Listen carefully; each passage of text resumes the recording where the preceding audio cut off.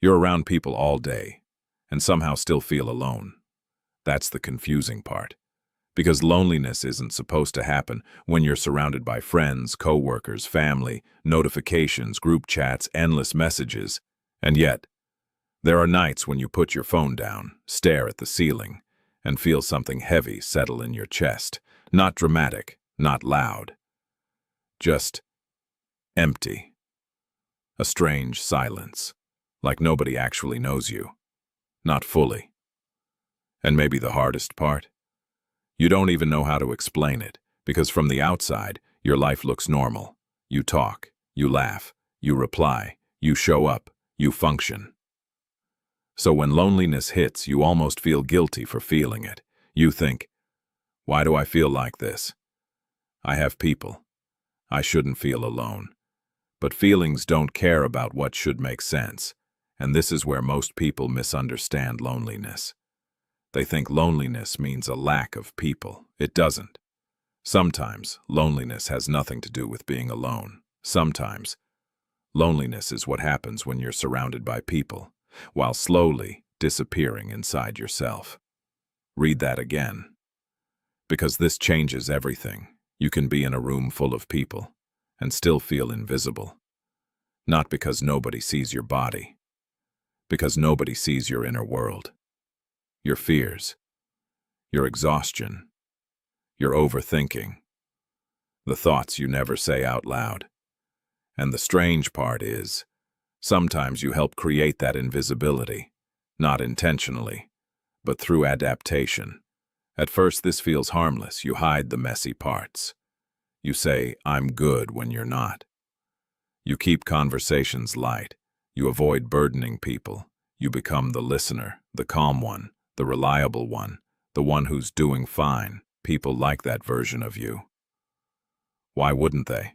That version is easy to be around. Low maintenance, no emotional complications, no difficult truths, but here's what nobody realizes. The more you hide to stay connected, the less connected you actually feel. That's when the real problem begins, because now people only know the edited version of you, the manageable version, the socially acceptable version. And when someone says, I know you so well, a part of you quietly thinks, no, you don't. That thought hurts, more than most people admit. Because what you want isn't attention, it's understanding, not people around you, people who see you. There's a difference, a massive one. You don't notice it immediately. Loneliness builds quietly, one small disconnection at a time. You stop sharing certain thoughts, then certain feelings, then certain struggles. Then, eventually, you stop checking in with yourself altogether. Now something strange happens.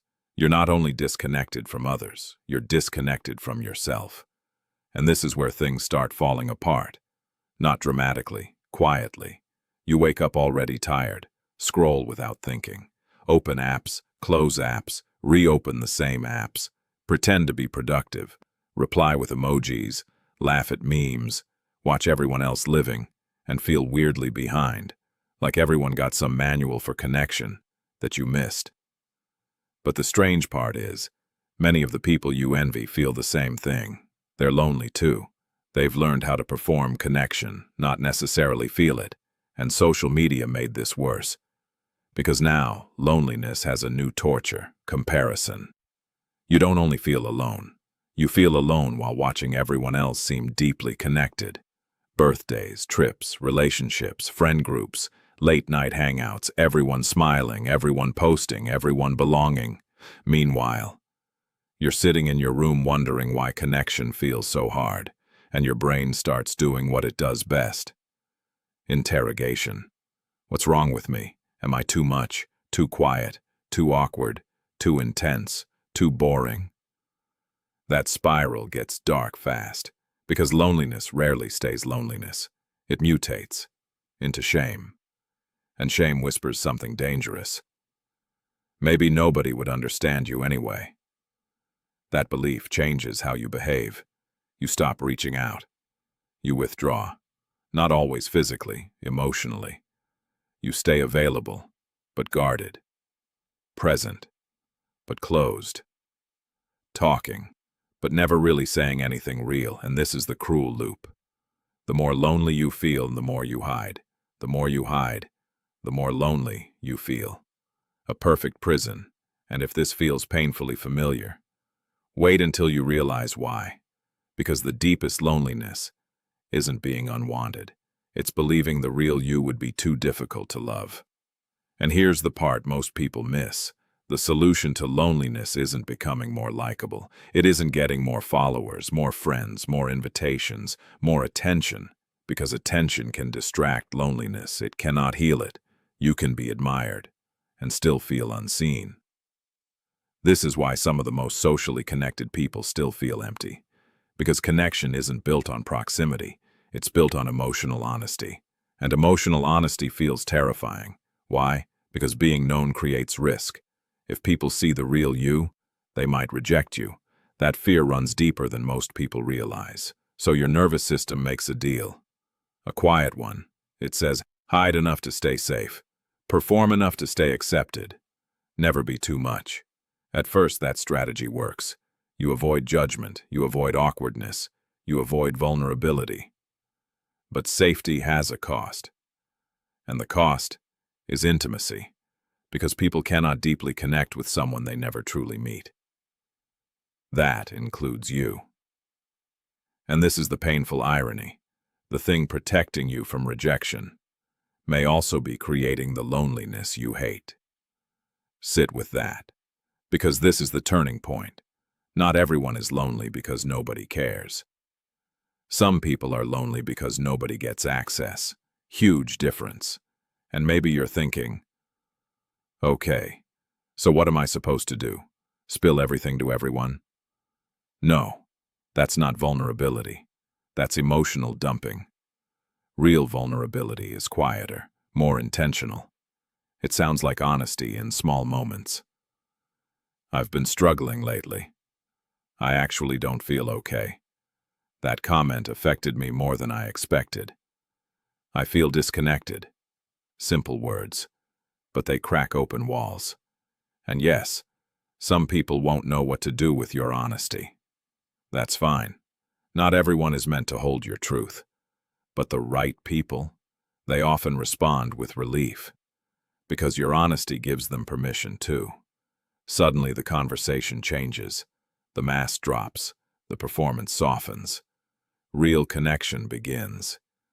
But there's something even deeper. Before you feel truly seen by others, you need to stop abandoning yourself. This part changes everything. A lot of loneliness isn't external, it's internal. It comes from constantly leaving yourself, ignoring your feelings, dismissing your needs, mocking your pain, numbing your discomfort.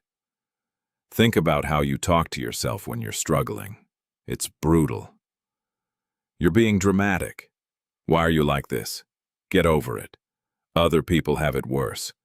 Imagine saying that to someone you love. You wouldn't, yet you say it to yourself, repeatedly, and then wonder why you feel emotionally alone. Of course you do, even inside your own mind. You don't feel safe. That realization hits hard, because maybe the person who's been leaving you is you. Not intentionally, but through survival, through adaptation, through years of emotional self-protection. But awareness changes things. Once you see the pattern, you can't unsee it. And that's good, because now loneliness stops being a mysterious curse. Now it becomes information, a signal. Not saying, you're broken. It's saying, you need deeper truth, slower connection, less performance, more honesty, with others and with yourself. And maybe the biggest shift is this. Loneliness doesn't always mean you need more people. Sometimes it means you need more presence, more real conversations, more moments where you stop pretending, more moments where you let yourself exist without editing, no performance, no image management, no constant self-monitoring, just you, as you are, messy, human, complicated, real, And contrary to what fear tells you, that version of you is often far more lovable than the polished one, because perfection doesn't create intimacy. Truth does, maybe not with everyone, but with the right people. And definitely with yourself. So next time loneliness shows up, pause long enough to ask a different question. Not, why am I alone? Ask, where am I hiding? That question changes everything.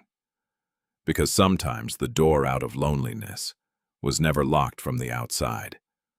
It was locked by the parts of you convinced that being fully seen was dangerous. But you don't need to earn connection by becoming easier to love. You don't need to become less emotional, less sensitive, less intense, less you. You need spaces where the real you can breathe, and those spaces start the moment you stop disappearing. If this felt a little too real, maybe that's the part you shouldn't ignore.